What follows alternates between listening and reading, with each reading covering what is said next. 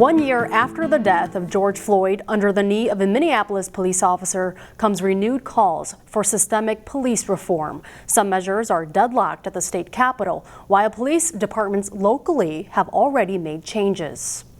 Those changes include how police handle traffic stops and make arrests.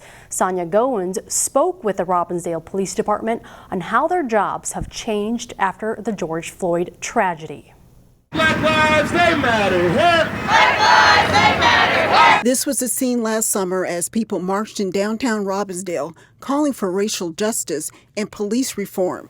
After George Floyd's death, Robbinsdale Police revamped how they train and respond through the community. I would say our department has changed quite a bit in the last year, just in general. Captain John Kaczmarek oversees training for the Robbinsdale Police Department. I understand you're upset right now. I can tell just by talking to you. He says over the past year, they've increased their training hours and added 3 additional courses. So the crisis intervention training courses, conflict management, implicit bias, cultural diversity. Exchange introductions with each other, try to find out a little bit what brought them to this point. De-escalation techniques are a key component of their program. They focus on verbal skills as opposed to using physical force. Empathizing with an individual, using active listening skills. Okay. Getting down to their level. Is there anything that we can help you with today? Asking them questions, getting to know them. Okay, where do you put your head at night? We sat in while 2 officers went through training.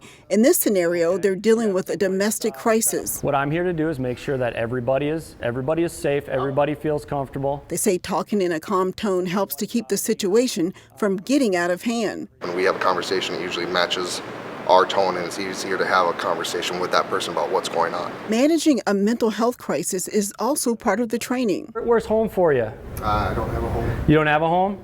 In January, Robbinsdale began sharing a social worker with the cities of Crystal and New Hope to handle mental health crises. We'll do a report and we'll forward that on to the social worker who will follow up with that individual or their family members. We still want to utilize good officer safety in what we're doing and just treat them like a human being, because that's what everybody else expects, what we would expect from every interaction we have. So they say the goal is to make a more productive and transparent police department and overall safe city. We try and get better at what we do and try and move forward with better progress. And that's the best that we can do each and every day. In Robbinsdale, Sonia Goins, CCX News. Find more local news stories at ccxmedia.org and follow us on social media.